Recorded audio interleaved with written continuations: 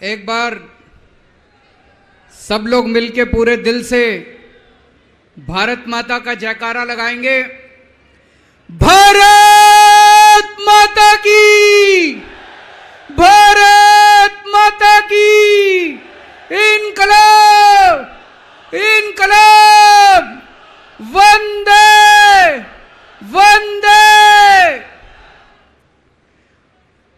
आज इतनी भारी संख्या में दिल्ली के कोने कोने से आए हुए मेरे प्यारे भाइयों, बहनों, माताओं, बुजुर्गों, बच्चों, आप सब लोगों को मेरा नमस्कार, सबको मेरा प्रणाम। मैं देख रहा हूं जहां तक नजर जा रही है पीछे कम से कम 1 लाख लोगों के, यहां पे 1 लाख लोग मौजूद हैं। और मैं अभी आ रहा था, कम से कम 20-25 हजार लोग सड़कों पे इस वक्त रामलीला मैदान की तरफ बढ़ रहे हैं। इतनी भारी संख्या में आज लोग यहां आए हैं। अपनी बात शुरू करने के पहले आपसे पूछना चाहता हूं, आप में से कौन कौन मुझे प्यार करते हैं? जरा हाथ खड़े करके बताओ कौन कौन प्यार करता है। आपका बहुत बहुत शुक्रिया इस प्यार, इस मोहब्बत के लिए। लेकिन अब जो जो लोग मेरे से प्यार करते हैं, सबसे पहले एक बात आपसे मांगना चाहता हूं।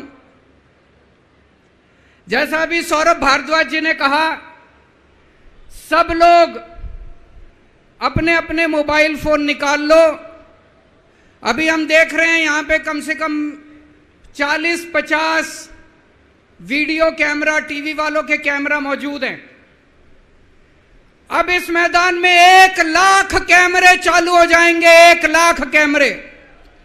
सब लोग अपना अपना फोन निकालो, फोन पे वीडियो रिकॉर्डिंग चालू करो, अपनी अपनी फेसबुक चालू करो और फेसबुक लाइव कर दो। इस रामलीला मैदान से अब एक साथ 1 लाख टीवी कैमरे लाइव चालू होंगे, 1 लाख टीवी कैमरे लाइव चालू होंगे। मैं सबसे पहले कपिल सिब्बल साहब का बहुत बहुत शुक्रिया अदा करता हूं, हमारे इनविटेशन पे आज वो आए।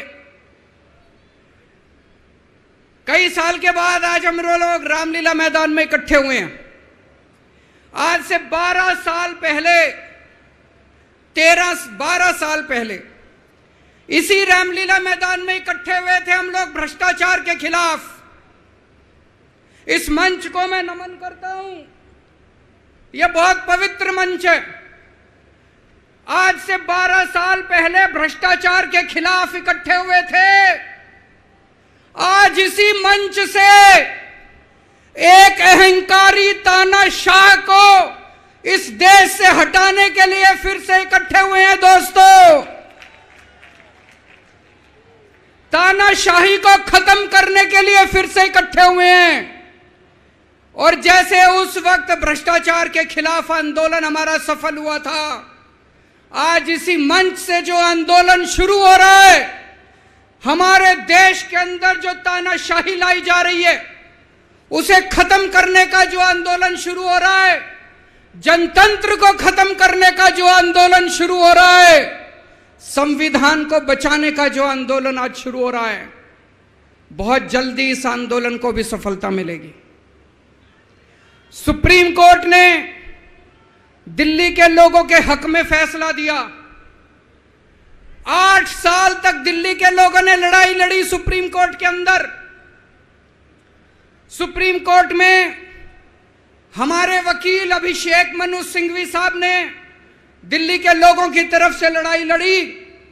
सबसे पहले मैं आज इस मंच से सिंघवी साहब का भी दिल्ली के लोगों की तरफ से शुक्रिया अदा करता हूं, जिन्होंने दिल्ली के लोगों को उनका हक दिलाया। दोस्तों, 11 मई, आज 11 जून है, आज से 1 महीने पहले 11 मई को देश की सर्वोच्च अदालत, सबसे बड़ी अदालत सुप्रीम कोर्ट की भी कॉन्स्टिट्यूशन बेंच उसने आदेश पारित किया दिल्ली के लोगों के हक में, और उसके 8 दिन के बाद, 1 हफ्ते के बाद 19 मई को देश के प्रधानमंत्री ने सुप्रीम कोर्ट के आदेश को खारिज कर दिया। दोस्तों, देश की सबसे बड़ी अदालत के फैसले को प्रधानमंत्री ने खारिज कर दिया। प्रधानमंत्री कहते हैं मैं सुप्रीम कोर्ट को नहीं मानता। देश के प्रधानमंत्री कहते हैं मैं सुप्रीम कोर्ट को नहीं मानता। 75 साल के भारत के इतिहास में पहली बार एक प्रधानमंत्री आया है जो कहता है मैं सुप्रीम कोर्ट को नहीं मानता। पूरे देश के लोग स्तब्ध हैं। पूरे देश के लोगों को यकीन नहीं हो रहा, इतना अहंकारी प्रधानमंत्री को इतना अहंकार। प्रधानमंत्री कहता है मैं सुप्रीम कोर्ट को नहीं मानता। देश के गली गली में चर्चा हो रही है, घर घर में चर्चा हो रही है, ये मोदी जी को क्या हो गया, इतना अहंकार हो गया इनको, इतना अहंकार हो गया इनको। दोस्तों, देश के अंदर अब जनतंत्र खत्म हो रहा है। इसी को तानाशाही कहते हैं। जब देश का प्रधानमंत्री कहता है मैं सुप्रीम कोर्ट को नहीं मानता, इसी को तानाशाही कहते हैं, इसी को हिटलर शाही कहते हैं, जनतंत्र खत्म होना कहते हैं। मैं बताना चाहता हूं आखिर इस सुप्रीम कोर्ट के आदेश में ऐसा क्या है। सुप्रीम कोर्ट ने ऐसा क्या कह दिया कि प्रधानमंत्री जी कह रहे हैं कि मैं सुप्रीम कोर्ट के आदेश को नहीं मानता। सुप्रीम कोर्ट ने अपने आदेश में बोला कि भारत एक जनतंत्र है, भारत में जनता सुप्रीम है, जनता अपनी सरकार चुनती है, उस सरकार को जनता के काम करने का पूरा अधिकार होना चाहिए। दिल्ली में भी लोग सरकार चुनते हैं, दिल्ली की सरकार को भी, जिस भी सरकार को दिल्ली के लोग चुनते हैं, चाहे इस पार्टी की सरकार हो चाहे उस पार्टी की सरकार हो, सुप्रीम कोर्ट ने कहा कि जो भी सरकार दिल्ली के लोग चुनते हैं, जनता सुप्रीम है, दिल्ली की जनता सुप्रीम है, उस सरकार को काम करने का अधिकार होना चाहिए। मैं आपसे पूछना चाहता हूं, क्या सुप्रीम कोर्ट ने गलत बोला? क्या प्रधानमंत्री को सुप्रीम कोर्ट का आदेश मानना चाहिए? मोदी जी कहते हैं मैं सुप्रीम कोर्ट का आदेश नहीं मानता। मोदी जी ने अध्यादेश पारित कर दिया और सुप्रीम कोर्ट के आदेश को खारिज कर दिया। मोदी जी का अध्यादेश क्या कहता है? प्रधानमंत्री जी ने यह जो अध्यादेश पारित किया, यह क्या कहता है?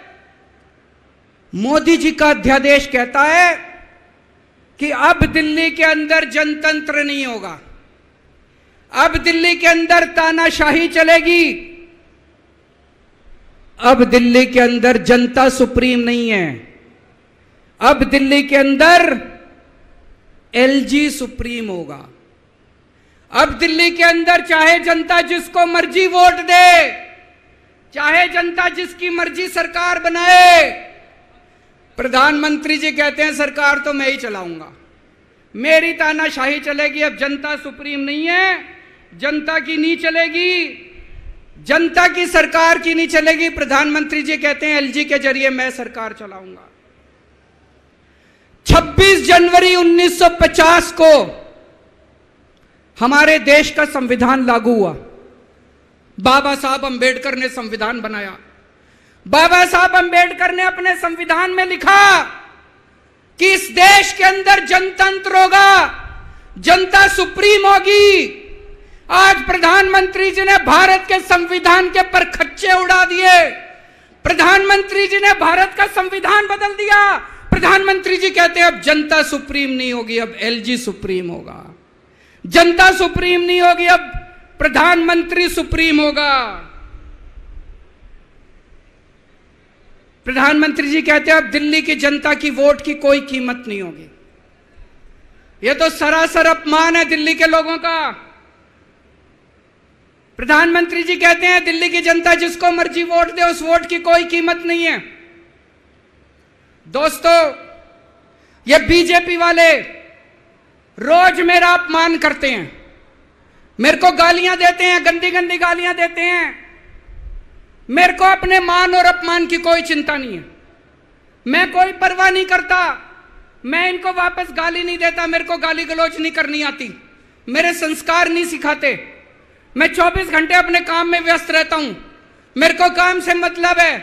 आप लोगों ने मेरे को इतना मौका दिया, इतनी जिम्मेदारी है, 24 घंटे काम करता हूं। ये लोग मेरे को जितनी मर्जी गाली दे लें, लेकिन इस बार इन लोगों ने आपका अपमान किया है, आपकी वोट की कीमत, आपका वोट का अपमान किया है। यह मैं बर्दाश्त नहीं कर सकता, आपके अपमान को मैं बर्दाश्त नहीं कर सकता। इसको किसी हालत में नहीं होने देंगे। दिल्ली के लोगों के वोट का जो इन्होंने अपमान किया है, मोदी जी ने तमाचा मारा है दिल्ली के लोगों को, इसको बर्दाश्त नहीं कर सकते।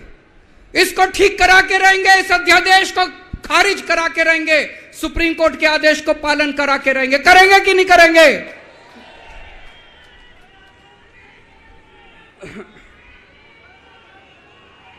मैं पूरे देश में घूम रहा हूं, हर राज्य के अंदर गया। मैं पिछले दिनों पूरे देश के अंदर घूम रहा हूं, सारी पार्टियों के नेताओं से मिला। मैं आपको दिल्ली के लोगों को बताना चाहता हूं, देश के सारे लोग आपके साथ हैं। आप ये मत समझना आप अकेले हो, 140 करोड़ लोग आपके साथ हैं। वेस्ट बंगाल के लोग आपके साथ हैं, तमिलनाडु के लोग आपके साथ हैं, केरला के लोग आपके साथ हैं, महाराष्ट्र के लोग आपके साथ हैं, बिहार के लोग आपके साथ हैं, उत्तर प्रदेश के लोग आपके साथ हैं, मध्य प्रदेश के लोग आपके साथ हैं। 140 करोड़ लोग मिलके इस अध्यादेश का विरोध करेंगे, जनतंत्र को बचाएंगे दोस्तों। और मैं पूरे देश के लोगों को बोलना चाहता हूं, यह मत सोचना कि यह केवल दिल्ली वालों के साथ हुआ है। मुझे अंदर से पता चला यह मोदी जी का पहला वार है। ऐसा ही अध्यादेश, जो अध्यादेश आज दिल्ली में पारित किया गया, जिस अध्यादेश के जरिए दिल्ली वालों की ताकत खत्म कर दी गई, इस अध्यादेश के जरिए, जिस अध्यादेश के जरिए दिल्ली के अंदर आज तानाशाही लागू की जा रही है, कल यही अध्यादेश राजस्थान के लिए लाया जाएगा, कल यही अध्यादेश पंजाब के लिए लाया जाएगा, कल यही अध्यादेश मध्य प्रदेश के लिए लाया जाएगा, कल यही अध्यादेश महाराष्ट्र के लिए लाया जाएगा। इसे अभी रोकना पड़ेगा, सबको मिलकर अभी रोकना पड़ेगा दोस्तों।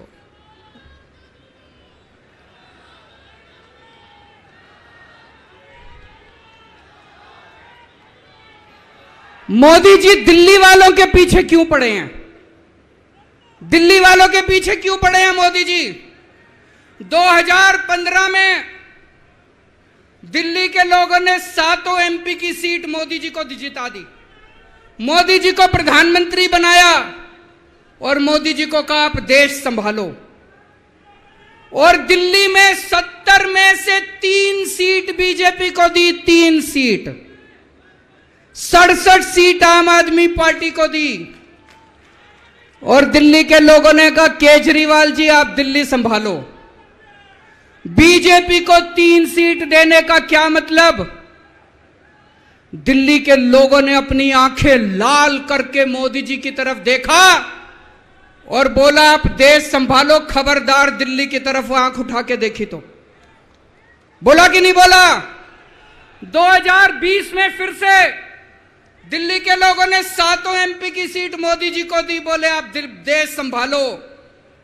आम आदमी पार्टी को 70 में से 62 सीट दी, बोले केजरीवाल जी आप दिल्ली संभालो। फिर से दिल्ली के लोगों ने आंखें लाल करके मोदी जी को कहा आप देश संभालो, दिल्ली की तरफ आंख उठा के मत देखना। लेकिन प्रधानमंत्री जी से देश तो संभल नहीं रहा, देश का तो बेड़ा गर्क कर दिया। रोज उठते हैं और दिल्ली वालों के काम रोक देते हैं, रोज उठते हैं और दिल्ली वालों के काम। मैं स्कूल बनवाता हूं, मोदी जी कहते हैं मैं तेरे स्कूल नहीं बनने दूंगा। मैं अस्पताल बनवाता हूं, मोदी जी कहते हैं तेरे अस्पताल नहीं बनने दूंगा। मैं मोहल्ला क्लिनिक बनाता हूं, मेरे मोहल्ला क्लिनिक तोड़वा दिए मोदी जी ने। पिछली साल प्रधानमंत्री जी ने दिल्ली के अस्पतालों में दवाइयां बंद करा दी। मैं सीसीटीवी कैमरे लगवाता हूं, प्रधानमंत्री जी एलजी को कह के सीसीटीवी कैमरे नहीं लगने देते। पिछली साल मोहल्ला क्लिनिक के अंदर इन्होंने गरीबों के टेस्ट बंद करवा दिए। दोस्तों, मैंने दिल्ली के लोगों के लिए योगा क्लासेस शुरू की, प्रधानमंत्री जी ने योगा क्लासेस बंद करवा दी। प्रधानमंत्री जी से मैं कहना चाहता हूं, आप देश संभालो ना, आपसे देश तो संभल नहीं रहा। देश का बेड़ा गर्क कर दिया आपने। चारों तरफ इतनी महंगाई हो रही है, पेट्रोल 100 रुपए लीटर पहुंच गया, डीजल 90 रुपए लीटर पहुंच गया, दूध महंगा हो गया, सब्जियां महंगी हो गई, एलपीजी का सिलेंडर 1000 रुपए के ऊपर हो गया। इनको समझ ही नहीं आ रहा महंगाई कैसे, इनको चौथी पास राजा को समझ ही नहीं आ रहा कि देश कैसे संभाले। एक दिन कहते हैं 2000 का नोट आएगा, 5 साल बाद कहते हैं 2000 का नोट जाएगा। अरे इनको समझ ही नहीं है। आप लोगों ने कोई समझदार प्रधानमंत्री बनाया होता, कम से कम ये तो बता देगा 2000 का नोट आएगा कि जाएगा। चारों तरफ बेरोजगारी फैली हुई है, इनको समझ ही नहीं आ रहा बेरोजगारी कैसे दूर करें। चारों तरफ भ्रष्टाचारी भ्रष्टाचार फैला हुआ है, इनको समझ ही नहीं आ रहा भ्रष्टाचार दूर कैसे करें। जीएसटी की वजह से व्यापारियों का बेड़ा गर्क हुआ पड़ा है, इनको समझ ही नहीं आ रहा जीएसटी को कैसे ठीक करें। पूरे देश का रेलवे में मेरी आप लोगों से गुजारिश है, एक टेस्ट करके देखना। कोई second class AC, third AC, second class की टिकट खरीद लेना, सेकंड क्लास स्लीपर की। एक बारी रेल में जाके देखो इन्होंने रेलवे का क्या हाल कर दिया। पूरी रेलवे का बेड़ा गर्क कर दिया। अच्छा खासा चलता हुआ रेलवे इन्होंने बेड़ा गर्क कर दिया इन लोगों ने। 2002 में प्रधानमंत्री जी गुजरात के मुख्यमंत्री बने। 12 साल गुजरात के मुख्यमंत्री रहे। पिछले 9 साल से देश के प्रधानमंत्री हैं। 21 साल हो गए मोदी जी को राज करते करते, 21 साल। 2015 में मैं दिल्ली का मुख्यमंत्री बना। मेरे को 8 साल हो गए दिल्ली पे राज करते करते। आज मैं चैलेंज करता हूं और देश की जनता को अपील करता हूं, मोदी जी के 21 साल, मेरे 8 साल, दोनों के देख लो किसने ज्यादा काम किया। केजरीवाल ने ज्यादा काम करा। केजरीवाल ने 8 साल में ज्यादा काम करा कि मोदी जी ने 21 साल में ज्यादा काम करा। अरे इनसे काम तो होता नहीं है। देश के अंदर जो अच्छा काम करता है उसको रोकने की कोशिश करते हैं। ये आज दिल्ली के सारे अच्छे काम रोकना चाहते हैं। मोदी जी के पास तो फुल पावर थी 21 साल, मेरे को तो इन्होंने काम भी नहीं करने दिए, हर काम में टांग अड़ाया।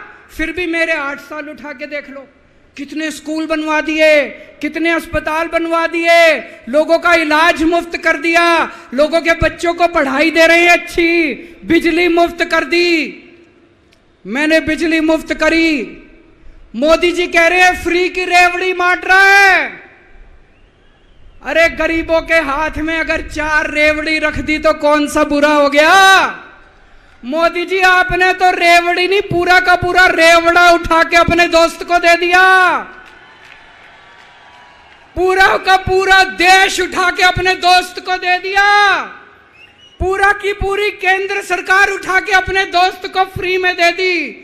मैंने तो 4-4 रेवड़ी रखी थी एक एक हाथ में, गरीबों के हाथ में, आपने तो रेवड़ा ही उठा के दे दिया सारा का सारा। अब लोग प्रधानमंत्री जी से पूछने लगे हैं कि केजरीवाल ने इतने स्कूल बना दिया, आपने क्या किया? उनके पास कोई जवाब नहीं है। अभी पिछले साल में गुजरात का चुनाव लड़ने गया, वहां पे हर आदमी, गुजरात के हर आदमी के मुंह पे था, अरविंद जी आपने स्कूल इतने अच्छे कर दिए, आपने दिल्ली में स्कूल बच्चों की शिक्षा इतनी अच्छी कर दी। तो एक दिन प्रधानमंत्री जी ने सोचा कि मैं भी जाके स्कूल में फोटो खिंचवाऊंगा। पूरे गुजरात में ढूंढने से उनको एक स्कूल नहीं मिला जिसमें मोदी जी फोटो खिंचवा ले। एक स्कूल, 30 साल से गुजरात में बीजेपी की सरकार है, एक स्कूल नहीं मिला। इनको एक स्टूडियो के अंदर टेंट लगा के एक क्लास, फर्जी क्लास बनानी पड़ी। 10 बच्चे बुलाए, डेस्क लगाए, वहां पे मोदी जी एक बच्चे के साथ बैठे और उन्होंने फोटो खिंचवाई। अब लोग प्रधानमंत्री जी से पूछने लगे कि केजरीवाल ने इतना काम कर दिया, आपका काम कहां है? तो अब मोदी जी ने तय किया मैं केजरीवाल को काम नहीं करने दूंगा। उन्होंने मनीष सिसोदिया को उठा के जेल में डाल दिया।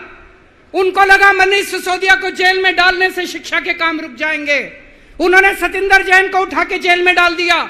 उनको लगा सतिंदर जैन को जेल में डालने से मोहल्ला क्लिनिक बंद हो जाएंगे, अस्पताल बंद हो जाएंगे। मैं प्रधानमंत्री जी को बोलना चाहता हूं, हमारे पास एक मनीष सिसोदिया नहीं है, हमारे पास 100 मनीष सिसोदिया हैं। हमारे पास एक सतिंदर जैन नहीं है, हमारे पास 100 सतिंदर जैन हैं। आप एक को जेल में डालोगे, हमारा दूसरा आ जाएगा काम करने के लिए, काम नहीं रुकेगा दोस्त। जब इनको जेल में डालने से काम नहीं चला तो अब ये ऑर्डिनेंस लेके आए हैं और ऑर्डिनेंस से ये सारा काम रोकना चाहते हैं। दोस्तों, आज दिल्ली के लोग मुसीबत में हैं। दिल्ली के लोगों के ऊपर यह अध्यादेश थोपा जा रहा है। आपने पिछली बार 7 MP को वोट दिया था, कहां है वो सातों के सातों? अपने घर में दुबक के बैठे हैं। वो बीजेपी के गुलाम है, वो आपके नहीं है, आपके सगे नहीं है, वो बीजेपी के गुलाम है।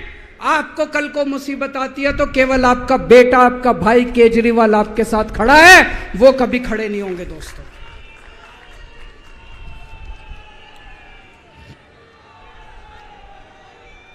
और अंत में मैं आपको एक कहानी सुनाना चाहता हूं। चौथी पास राजा, किस किसने सुनी है ये कहानी? इस कहानी का महात्म्य है कि इस कहानी को जितनी बार सुनोगे, जितनी बार सुनाओगे, उतनी भगवान की कृपा आपके परिवार के ऊपर बरसेगी। इस कहानी का जितना प्रचार प्रसार करोगे, उतना देश की तरक्की होगी, उतना समाज की तरक्की होगी। तो जिन लोगों ने कहानी सुनी है वो भी बड़े ध्यान से दोबारा सुनना, अच्छे से सुनना और इसका खूब प्रचार प्रसार करना। यह कहानी एक राजा की है, एक चौथी पास राजा की कहानी है, एक अहंकारी राजा की कहानी है, एक भ्रष्टाचारी राजा की कहानी है। आप लोगों ने राजा और रानी की कई कहानियां सुनी होंगी। इस कहानी में राजा तो है, रानी नहीं है।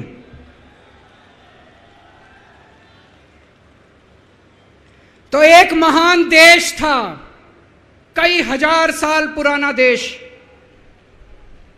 उस देश के एक गांव में एक बच्चा पैदा हुआ, बहुत गरीब घर में एक बच्चा पैदा हुआ। तो जैसे गांव के अंदर बच्चा पैदा होने पे ज्योतिषी आते हैं, ज्योतिषी आके बच्चे का भविष्य बताते हैं, ऐसे गांव का ज्योतिषी आया, उसने बच्चे की कुंडली देखी और बच्चे की मां को बोला कि माई, तेरा बेटा बड़ा होके बहुत बड़ा सम्राट बनेगा। माई को समझ नहीं आया, मैं इतनी गरीब, मेरा परिवार इतना गरीब, मेरा बेटा सम्राट कैसे बनेगा। खैर, बच्चा धीरे धीरे बड़ा होने लगा। गांव के सरकारी स्कूल में उसका एडमिशन करा दिया। उसका पढ़ने लिखने में मन नहीं लगता था। पढ़ते पढ़ते क्लास करते करते चौथी में आके उसने नाम कटवा लिया। उसका पढ़ाई लिखाई में मन नहीं लगता था। बगल में, गांव के बगल में एक रेलवे स्टेशन था। घर में बहुत गरीबी थी। वो बच्चा वहां स्टेशन पे जाके चाय बेचने लगा।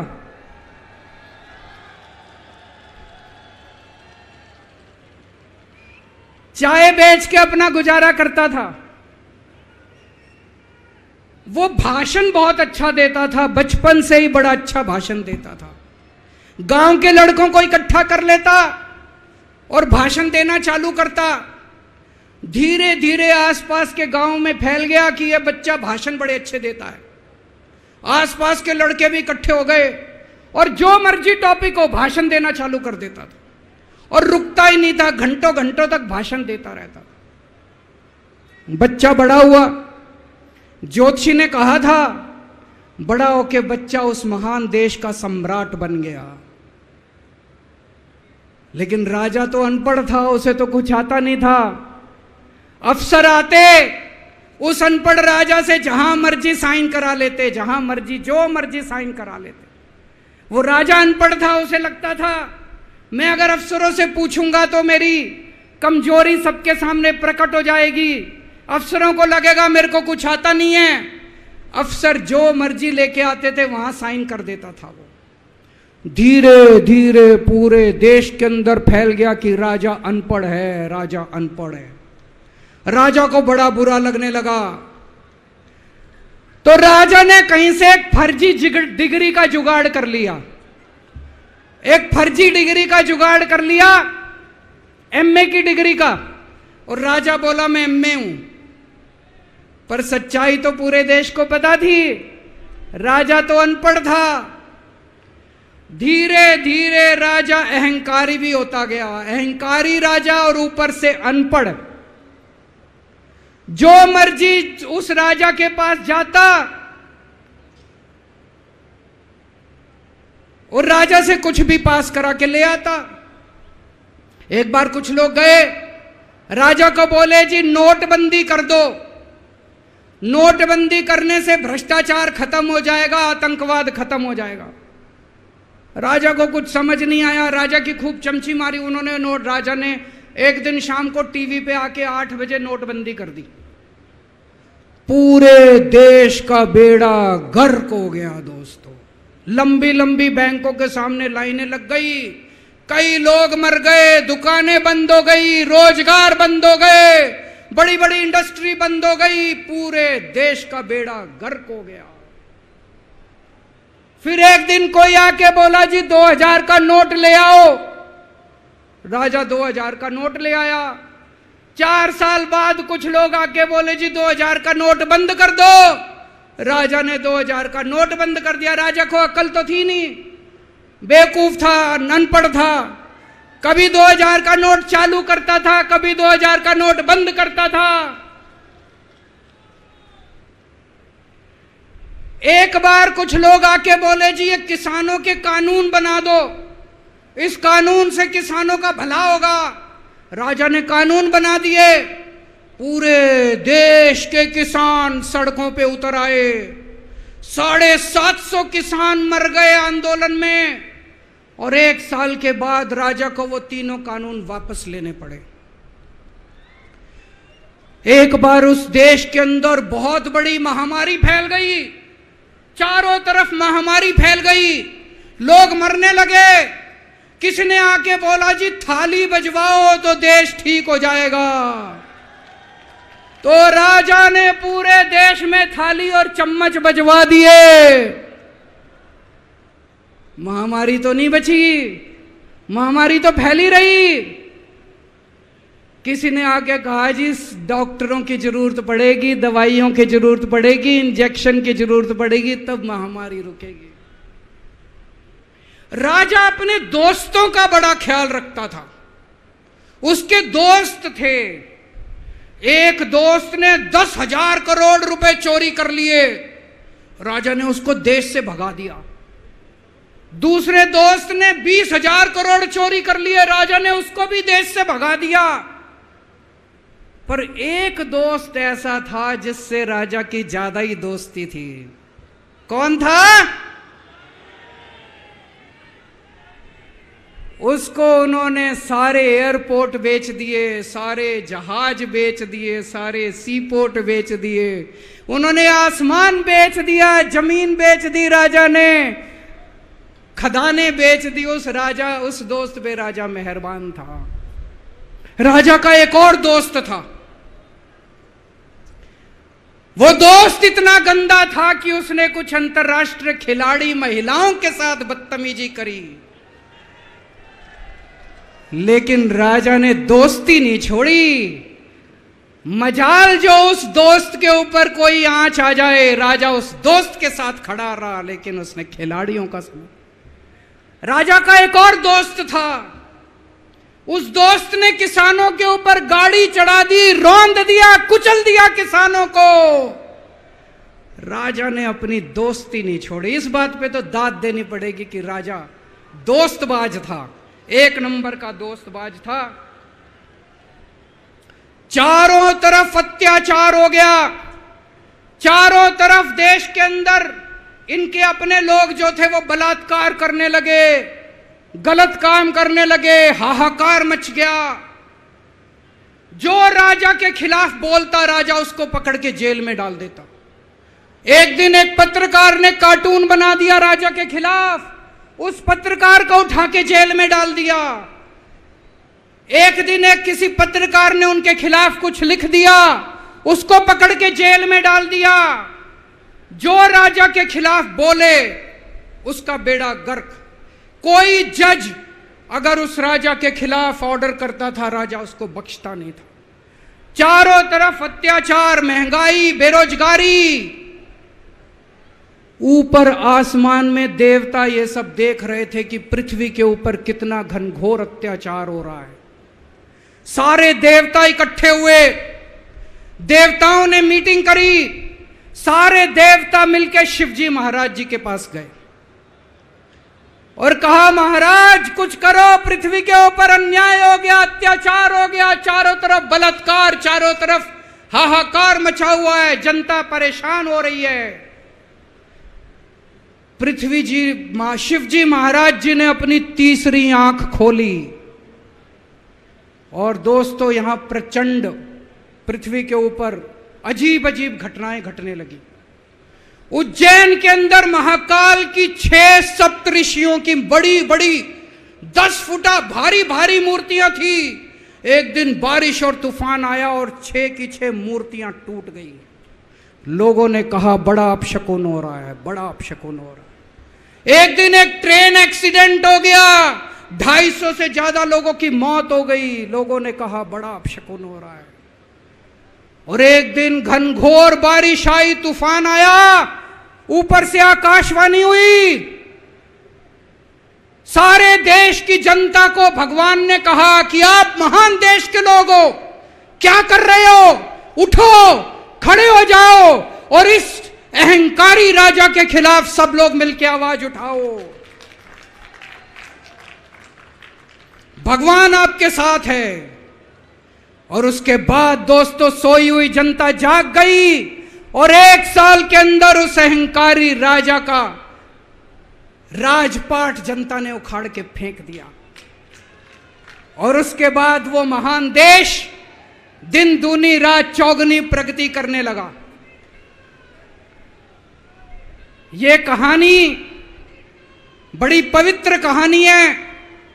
इस कहानी को सुनने से और सुनाने से परिवार का, समाज का और देश का बहुत भला होता है। इसे ज्यादा से ज्यादा शेयर कीजिए, ज्यादा से ज्यादा लोगों तक पहुंचाइए ताकि ज्यादा से ज्यादा लोग इसे सुन सकें, इसे समझ सकें। अंत में आपसे एक ही विनती है, अगली बार वोट डालने जाओ तो ऐसे आदमी को वोट डालना, ऐसे आदमी को प्रधानमंत्री बनाना जो कम से कम इतनी तो समझ रखता हो कि 2000 का नोट कैंसिल करना है कि चालू करना है। कपिल सिब्बल साहब एक बहुत अच्छी लड़ाई लड़ रहे हैं। इनकी एक वेबसाइट है इंसाफ के सिपाही। आप लोग सब लोग ज़्यादा से ज़्यादा इस वेबसाइट पे जाके इसको लॉगिन करें, रजिस्टर करें और हम सब लोगों को मिलके अपने महान देश भारत देश के लिए काम करना है। भारत